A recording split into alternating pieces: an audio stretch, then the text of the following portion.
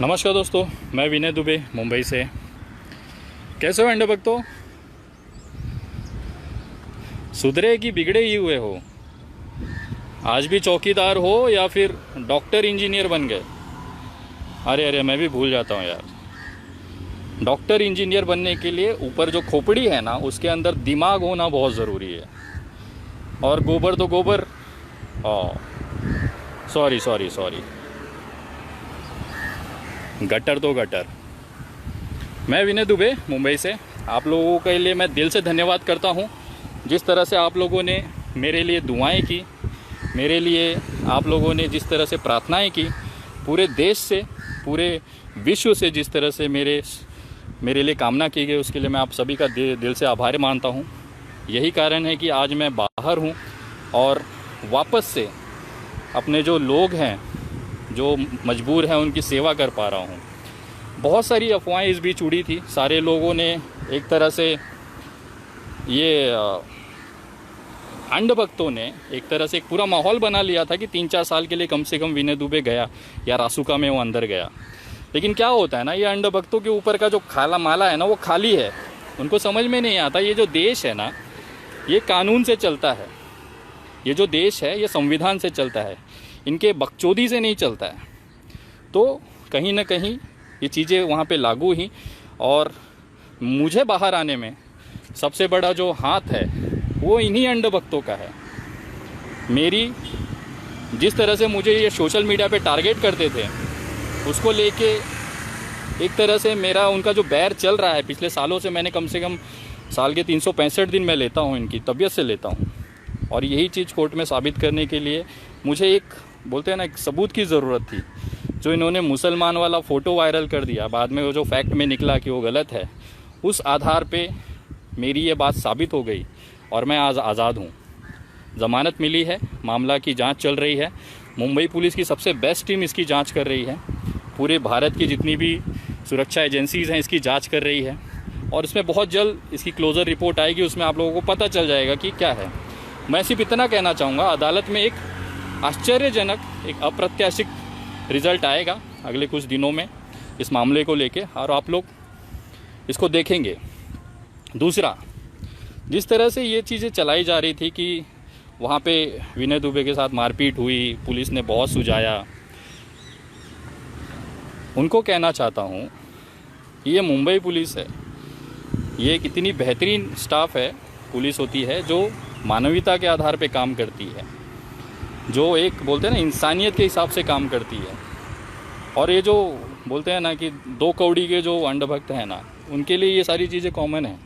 लेकिन फिर भी कहीं ना कहीं जिस तरह से वहाँ पे मेरे साथ सलूक किया गया वो एकदम बेहतरीन था। और मुझे धन्य हूँ कि मुझे ऐसी पुलिस टीम के साथ में जांच करने का, मुझे मेरी जांच होने का मौका मिला है, जो महाराष्ट्र में, मुंबई में सबसे बेहतरीन अधिकारी हैं।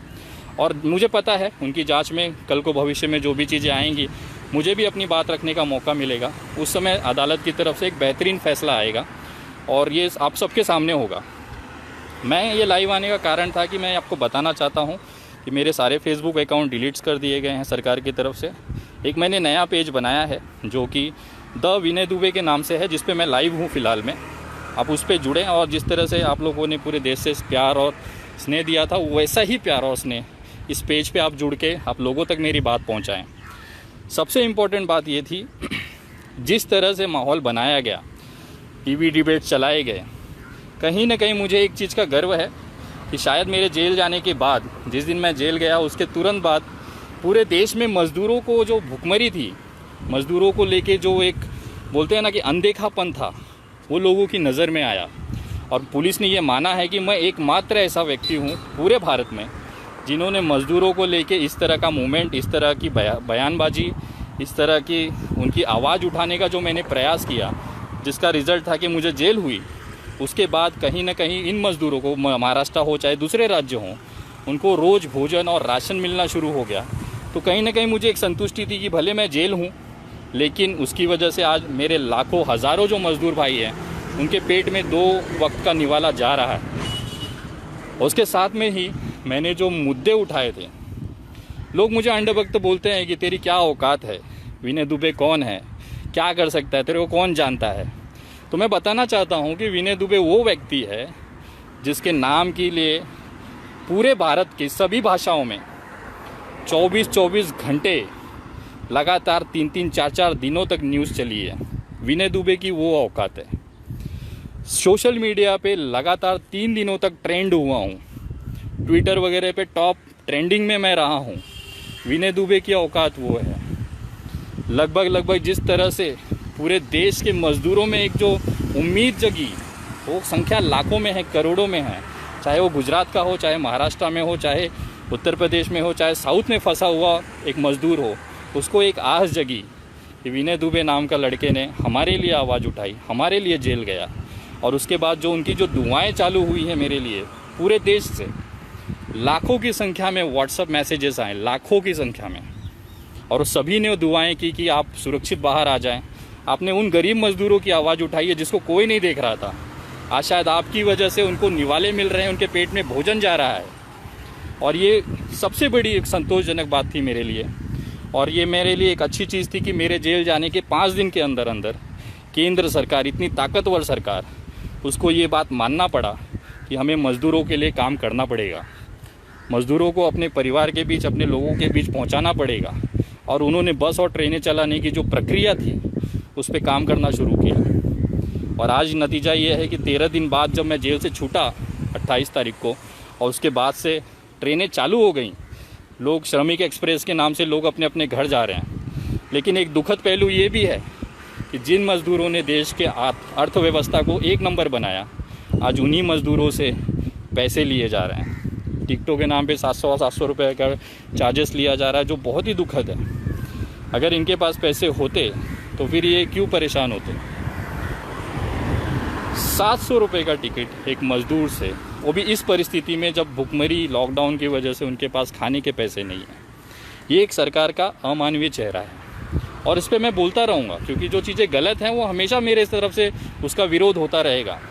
जेल वगैरह, मुझे एक चीज़ याद आ रही है, वहाँ पे एक पुलिस अधिकारी थे, उन्होंने कहा मुझे कि विनय तू परेशान मत हो, ये जो पिंजरा होता है ना, पिंजरा, जेल जो होती है ना, जेल, ये शेरों के लिए होती है। कभी तूने देखा है क्या कुत्तों को पिंजरे में रखते हुए? तो कहीं ना कहीं वो हिम्मत मुझे मिलती थी कि शायद मैंने, और ये लगभग सभी को पता था कि मैं कोई गलत काम करके नहीं आया हूँ जेल में। मैंने उन मज़दूरों की आवाज़ उठाई, खास करके उन उत्तर भारतीय लोगों की आवाज़ उठाई जिनका कोई पूछने वाला नहीं था। और आज उसी का फल है कि आज वो अपने ट्रेनों में बैठ के घर जा रहे हैं, और एक उनके चेहरे पे जो मुस्कान है, उसमें जो एक आशीर्वाद निकलता है, वो विनय दुबे के पास पहुंच रहा है।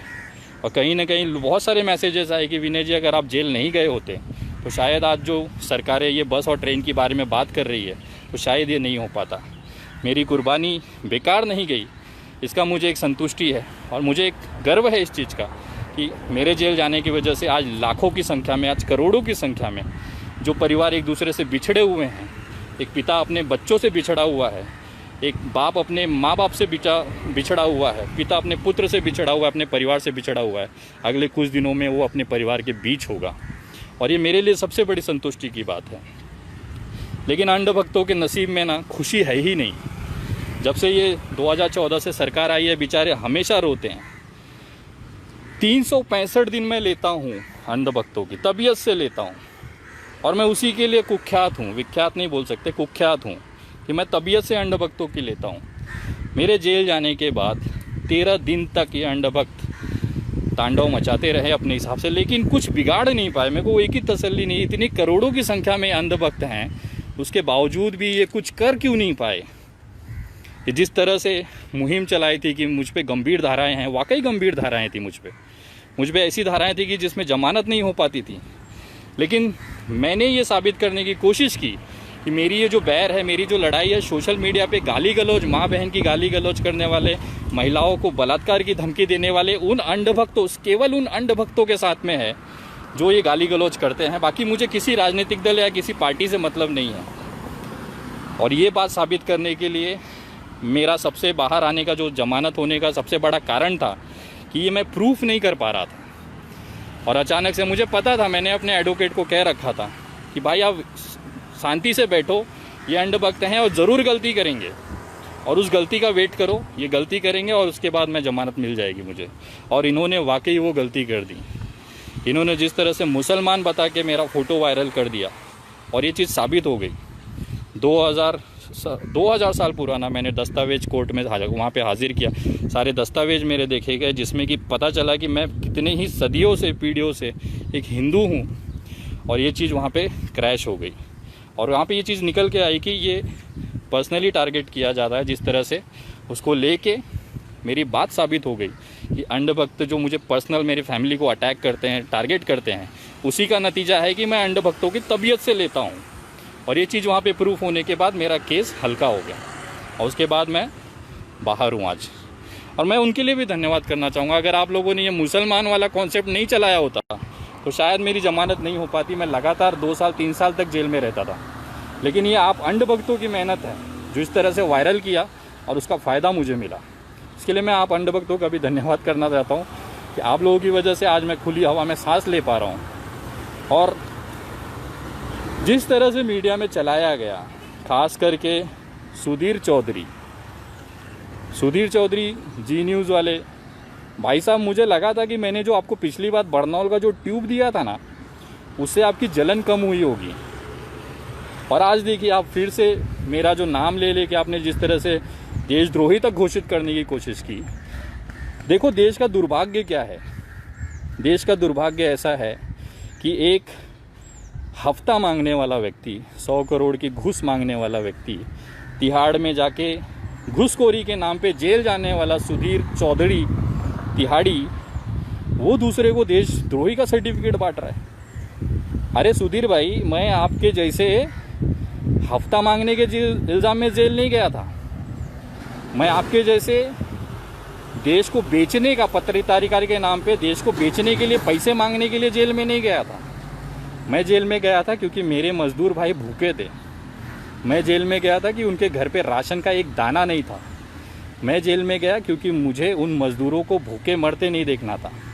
यही फ़र्क है आप में, एक दलाल पत्रकार में और एक विनय दुबे में। और मुझे लगा था कि पिछली बार जिस तरह से आपने दिल्ली चुनाव में जनता को ये कहा था, क्या कहते हैं कि मुफ्त खोर है दिल्ली की जनता, अरविंद केजरीवाल की चुनाव जीतने के पहले। उसके बाद मैंने आपको बरनौल गिफ्ट किया था। मेरी वीडियो यूट्यूब पे है, जिसको चाहिए वो देख सकता है। मुझे लगा था आपकी जलन कम हो गई होगी, लेकिन ऐसा लग रहा है कि शायद मुझे बड़ी वाली ट्यूब भेजनी चाहिए थी। और टेंशन मत लीजिए, बिंदास टेंशन मत लीजिए, अगले कुछ दिनों में कुरियर करने की कोशिश करता हूँ। आपको एक बड़ा वाला 1 किलो का बरनौल भेजता हूँ। लगाओ सुधीर भाई, आपको आराम मिलेगा। और विनय दुबे ऐसे ही लेता रहेगा, जहाँ पे भी गलत होगा वहाँ पे विनय दुबे आवाज़ उठाता रहेगा। और तुम जैसे लोग ना तो देशद्रोही का शब्द ही मत बोलो रे। तुमसे जैसा बिकाऊ देश को बेचने वाला इस देश में नहीं मिलेगा। तिहाड़ जाओ तुम, 100 करोड़ की घूस मांगो तुम, और देशद्रोही मैं। मजदूरों की आवाज़ उठाना देशद्रोह है। अगर मजदूरों की आवाज़ उठाना देशद्रोही है तो मैं हूँ।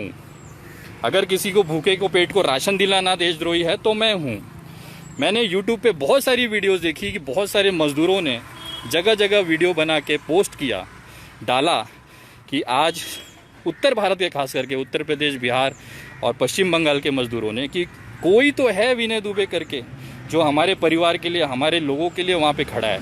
महाराष्ट्र में, मुंबई में लॉकडाउन जैसी परिस्थिति में पूरे देश में भूचाल लाके छोड़ा है। तब कहीं जाके सरकारें जागी हैं, तब कहीं जाके ये ट्रेनें और बस चलाने की बात शुरू हुई है। नहीं तो ये लोग यहीं भूखे मर जाते हैं। और मुझे समझ में नहीं आ रहा, मेरे जो मराठी भाई हैं, जो मेरे करीबी लोग थे, मतलब करीबी नहीं कह सकते बट एक जानकार थे, वो लोग इस तरह से ट्रीट कर रहे थे। मुझे थोड़ा सा चकित लगा। मुझे एक बात बताइए, वो लोग महाराष्ट्र के संकट में भागने वाले लोग नहीं हैं। वो यहीं पे मजदूरी करते थे, महाराष्ट्र को 1 नंबर बनाने में उन्होंने काम किया। वो कभी भी कोई भी भागना नहीं चाहता है।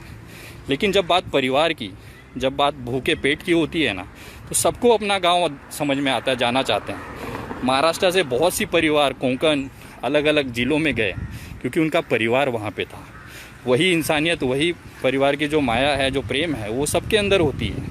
जो लोग 2-2 हज़ार किलोमीटर दूर आके फंसे हैं, अटके हैं, ये उनके लिए ज़रूरी था कि उनके परिवार के बीच वो जाएँ। भले वहाँ पे उनके साथ जो हो जाए लेकिन चलेगा, लेकिन वो जाना चाहते थे। और ये मेरा आंदोलन नहीं था कोई, या मैंने उनको नहीं भड़काया था। ये मज़दूरों के दिल की आवाज़ थी, वो अपने परिवार के बीच जाना चाहते थे, जिसके लिए उन्होंने आवाज़ उठाया और वो गए भी। आज अगर ये महाराष्ट्र से जा रहे हैं या जिस तरह से वो अपने परिवार के बीच पहुंच रहे हैं, तो कहीं ना कहीं उससे महाराष्ट्र पे जो लोड है वो कमी होगा। जो स्वास्थ्य सुविधाएं हैं या जो भोजन की प्रणाली है, राशन प्रणाली है, उसका कहीं ना कहीं महाराष्ट्र पे जो लोड है वो बैलेंस होगा। इनको राशन चाहिए होता तो ये आंदोलन ही नहीं करते थे। इनको अपना परिवार चाहिए होता है, और परिवार सबको चाहिए होता है। मुंबई से कितने ही मराठी फैमिली, मराठी लोग, मेरे मराठी भाई अपने अपने गांव, अपने परिवारों के बीच चले गए। उसका कारण यही था, परिवार ज़रूरी होता है। संकट के समय में उनका ध्यान रखने वाला कोई नहीं है। पत्नी बच्चे गांव में है, पति यहाँ पे है, किस तरह से रहता होगा आप समझिए चीज़ों को। तो ये सारी चीज़ें थी जिसको लेके ये आवाज़ था। ये कोई महाराष्ट्र के संकट से भागने वाले लोग नहीं हैं, ना वो भागना चाहते थे। अगर उनकी व्यवस्था यहाँ पे है, उनको परिवार की ज़रूरत थी, इसकी वजह से उन्होंने ये आवाज़ उठाई और उन्होंने ये आंदोलन किया। और उसकी वजह से आज इस आंदोलन का जो चेहरा बनाया गया है मुझे, वो चीज़ मैं आज उस चीज़ को देख रहा हूँ, झेल रहा हूँ, और आगे भी जब भी गलत होगा उसकी आवाज़ मैं उठाते रहूँगा। जिस तरह से मुझे राजनीतिक शिकार कराया गया कि मेरा राजनीतिक दलों से संबंध है, मेरे नेताओं से संबंध है, तो मैं आज आप लोगों को बताना चाहता हूं कि मेरे व्यक्तिगत संबंध लगभग सभी पार्टियों से हैं। भारतीय जनता पार्टी के भी वरिष्ठ जो नेतृत्व है उनसे भी मेरे अच्छे संबंध है। शायद ही कोई पार्टी होगी जिसमें मेरे संबंध ना हो, लेकिन पार्टी से जुड़ना और एक संबंध होना, एक व्यक्तिगत पर्सनल रिलेशन होना और संबंध होना, ये दो अलग चीज़ होती है। 2012 में मैंने चुनाव लड़े राष्ट्रवादी से, लेकिन उसके बाद रिज़ाइन करने के बाद और उसके बाद राष्ट्रवादी कांग्रेस पार्टी से मेरे कोई संबंध नहीं रहे। हाँ, लेकिन व्यक्तिगत जुड़ाव हमेशा रहा है। मैं मनसे से भी जुड़ा रहा हूँ, व्यक्तिगत तौर पे राज साहब से जुड़ा रहा हूँ। राष्ट्रवादी के बहुत से नेताओं के साथ मेरे व्यक्तिगत संबंध थे, लेकिन जिस तरह से अनिल देशमुख जी को शिकार बनाया गया, गृह मंत्री जी को, वो मुझे लगता है कि वो गलत है। अनिल देशमुख जी जो गृह मंत्री हैं उनको मैं कभी ज़िंदगी में नहीं मिला हूँ। मेरे पिताजी एक ऑटो ड्राइवर हैं, जिन्होंने अपनी आजीवन की जो पूंजी बचा के रखी थी उसमें से 25,000 रुपये वो दान देना चाहते थे उस भूमि को, जिस भूमि पे उन्होंने पूरी ज़िंदगी दी है, जिनका जन्म इस भूमि पे, महाराष्ट्र की भूमि में हुआ है। और आज इस महाराष्ट्र की संकट की घड़ी में अगर वो व्यक्ति अगर महाराष्ट्र की लड़ाई में साथ देना चाहता है और उसके लिए उन्होंने ये सोचा कि मेरे पास कुछ पैसे हैं वो मैं देना चाहता हूँ महाराष्ट्र सरकार को, ताकि वो इस लड़ाई में लड़ सके मजबूती के साथ और इस बीमारी से जीत सके और महाराष्ट्र को सुरक्षित रख सकें। वो चेक देने में मंत्रालय गया था मेरे पिताजी के साथ में, और वहाँ पे एक कोइंसिडेंट था, कोई पहले से प्लान नहीं था। उस समय चेक लेने के लिए गृह मंत्री जी उपस्थित थे, हमने उनको चेक दिया, उन्होंने हमें धन्यवाद कहा, बस इतना सा ही रोल है। इसके अलावा ऐसी कोई नहीं है कि व्यक्तिगत संबंध है, ऐसा चीज़ है, ऐसा कुछ भी नहीं है। पर्सनल रिलेशन हमारे सबके अपने साथ हैं। मैं आज राजनीति, समाज नीति में हूँ, समाजकारण में हूँ, तो ये पॉलिटिकली लोगों से मिलना, उनसे काम करना, ये सारी चीज़ें ज़रूरी होती हैं और करना पड़ता है। बट इसका मतलब ये नहीं है कि मैं इस पार्टी से हूँ, मैं इस पार्टी से जुड़ा हूँ, उसका सदस्य हूँ, ऐसी कोई चीज़ें नहीं थी। और मुझे गर्व है कि कम से कम अंधभक्तों के बापों के जैसे, अंधभक्तों के पिताजियों के जैसे मेरे पिताजी नहीं हैं। मेरे पिताजी भले पूरी ज़िंदगी उन्होंने ऑटो चलाया, लेकिन कम से कम महाराष्ट्र में जब संकट आया, महाराष्ट्र में जब सबसे जब ज़रूरत पड़ी, तो उन्होंने अपनी आजीवन आगे के भविष्य के लिए जो पैसे संभाल के रखे थे उसमें से कुछ पैसे महाराष्ट्र की लड़ाई में दान दिया। मैं अंधभक्तों से पूछना चाहता हूँ, तुम्हारे कितने बापों ने कितना पैसा दिया और तुम्हारे क्या योगदान रहा है कोरोना रोकने में, इस पर चर्चा नहीं करोगे। और जिस तरह से टारगेट किया जाता है वो बहुत ही भयंकर हिसाब से होता है, लेकिन कोई फ़र्क नहीं पड़ता। जिस तरह से मैंने आज तक ली है अंधभक्तों की, वैसे आगे भी लेता रहूँगा। ये वीडियो बनाने का मेरा कारण यही था कि कुछ चीज़ें जो थी आपको जानना ज़रूरी थी। मैं हिंदू हूँ, मुझे गर्व है इस चीज़ का। मेरे 200 साल 300 साल पुराना जो इतिहास, उससे पहले का जो मेरा हिंदू धर्म का इतिहास रहा है, उस पर मैं कट्टर हूँ और आगे भी रहूँगा। हिंदू का मतलब भारतीय जनता पार्टी का गुलाम होना ये ज़रूरी नहीं है। मैं हिंदू हूँ, उस चीज़ का मुझे गर्व है, और किसी भी भड़वे अंधभक्त से ना मुझे सर्टिफिकेट लेने की ज़रूरत नहीं है। मैं हिंदू हूँ, मुसलमान हूँ, मैं कोर्ट में ऑलरेडी साबित कर चुका हूँ। और जितने भी मीडिया चैनल, मैं इसी के लिए इतना दिन समय लिया, मुझे वो एविडेंसेस जमा करने थे ताकि भविष्य में उनको मैं मुंबई बुला सकूं अपना मेहमान बना सकूं और सेवा कर सकूं। और सारी लिस्टिंग तैयार है। अगले ही कुछ दिनों में जैसे ही कोर्ट्स खुलेंगी लॉकडाउन के बाद से मेरी प्रक्रिया शुरू हो जाएगी और बारी बारी सबकी जिस तरह से जिन्होंने जो बर्ताव किया है ना, उनको सूद समेत मैं वापस दूंगा। ये मेरा शब्द है। और जो मेरे पुराने साथी हवा में उड़ रहे थे, जिन्होंने कभी कभी पोस्ट डाली थी कि मुझे विनय दुबे के जान से खतरा है, जो विनय दुबे जैसा बैग लटका के अपने आप को विनय दुबे जैसे कपड़े पहन के अपने आप को विनय दुबे समझते हैं, उनको तो खास मेरा संदेश है, आ रहा हूँ, संभालो। बस इतना सा संदेश था। आप मेरे सोशल मीडिया पेज से जुड़ें, द विनय दुबे करके, या आप @विनय दुबे इंडिया करके सर्च करेंगे तो द विनय दुबे करके आपको एक फेसबुक पेज मिलेगा जिसमें मेरा लाइव वीडियो रहेगा ये वाला। और इससे आप ऑथेंटिक समझे कि ये मेरा खुद का अकाउंट है। बहुत सारे मेरे नाम के अकाउंट है, लेकिन आप लोग संभल के रहें। मेरा जो ओरिजिनल फेसबुक अकाउंट पेज मैंने बनाया है वो द विनय दुबे के नाम से है, आप सर्च करिएगा। ट्विटर पे आप मुझसे जुड़ सकते हैं। ट्विटर पे मुझे फॉलो करने के लिए @THE_विनय VINAY दुबे DUBEY @the_विनय दुबे, इस नाम से मेरा ट्विटर है, उस पर आप जुड़ सकते हैं। और आप लोगों का आशीर्वाद और साथ ऐसे ही रहे। और मैं उन तमाम लोगों को दिल से धन्यवाद करता हूं कि मेरे परिवार में इतनी मुश्किल घड़ी में जिन्होंने मेरा साथ दिया, जो मेरे परिवार के साथ खड़े रहे, मैं उनका दिल से धन्यवाद करता हूं। और आजीवन ऋणी रहूँगा आपके इस एहसान का। जिस तरह से भी चीज़ें गई हैं, मेरी पूरी एडवोकेट टीम, अरुण मिश्रा जी को मैं धन्यवाद करूंगा जिन्होंने दिन रात मेरे परिवार को, मेरे छोटे भाई का मैं धन्यवाद करता हूं जिसने बहुत मेहनत किया मुझे इस चीज़ से बाहर निकालने के लिए। और मैं वेट करूंगा अदालत के फैसले के लिए, जब हकीकत इस देश के सामने, इस दुनिया के सामने आएगी। और उसके बाद मैं सवाल पूछूंगा उन लोगों से जिन्होंने मेरे पीठ पीछे, मेरे अपने लोगों से जिन्होंने मेरे पीठ पीछे जिस तरह से बुराइयां की, जिस तरह से गालियां दी, एक एक गाली का हिसाब लेगा ये विनय दुबे। मैं कुछ चीज़ भूलता नहीं हूँ, बस समय का इंतज़ार करता हूँ। सही समय पर सही चीज़ ज़रूर करूँगा, और ये मेरा शब्द है।